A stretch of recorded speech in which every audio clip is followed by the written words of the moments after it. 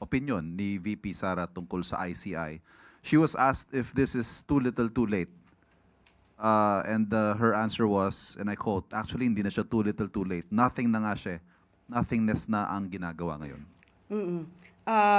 May nakita po pala tayo ibang talent ng Vice Presidente. Magaling po pala siyang magpatawa kahit hindi siya komedyante. Well, anyway, ang Pangulo umaaksyon, gumagawa, nagtatrabaho. Nakikita po ng taong bayan kung paano po ba ang pagtugon ng Pangulo sa mga hinaing ng kababayan natin, especially tungkol sa maanumalyang flood control projects. Pero, nakikita ba ito dahil ang sabi ay kawalan? Kung ikukumpara ba sa nakaraang administrasyon na nagsabing corrupt, mismo ang Pangulo at maraming ghost projects, ano ang itatawag natin sa panahon na yon? Living hell?